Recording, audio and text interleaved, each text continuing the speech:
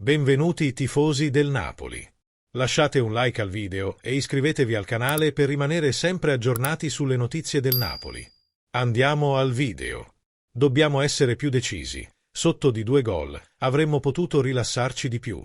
Lo dico sempre, ragazzi, l'1-0 non ti dà tranquillità, perché un calcio d'angolo, un lancio lungo, una ribattuta, un duello aereo e si rischia di pareggiare, sprecando 2 punti.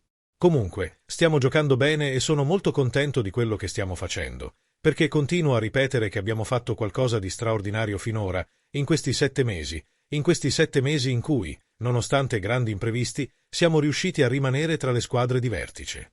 Ora stanno tornando tutti i giocatori, anche quelli che sono stati infortunati più a lungo. Non sono ancora al massimo della forma, ma averli tutti a disposizione mi dà la possibilità di fare dei cambi e, anche durante la partita, di iniettare nuova linfa, nuova energia, nuova qualità nella squadra. La formazione con 2 registi, MC Tominay e De Bruyne come uno dei 2, necessita di modifiche per esprimere appieno il suo potenziale. La questione del duo di registi è un po', non è una novità, no, perché giocando come stiamo facendo con questo quadrilatero di centrocampo, i giocatori possono cambiare.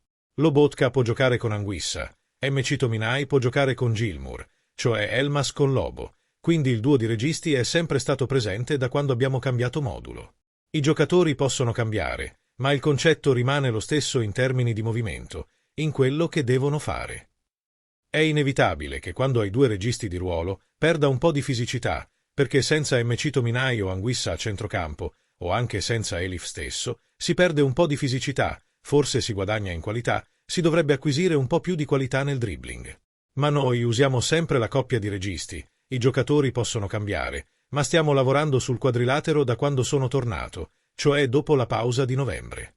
E continueremo perché è una situazione che mi piace e che crea problemi agli avversari.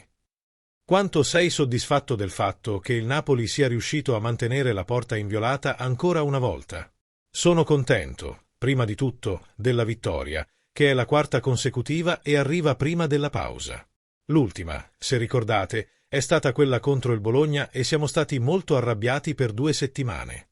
Ora abbiamo la possibilità di goderci queste 2 settimane prima di affrontare il Milan alla ripresa del campionato. Allo stesso tempo, finalmente siamo riusciti a non subire gol. Oggi abbiamo fatto bene a non subire tiri in porta, perché non abbiamo concesso nulla. Sono contento sotto questo aspetto, un po' meno per il problema dei gol, perché dobbiamo ancora migliorare, essere più qualitativi, più efficaci quando arriviamo in porta.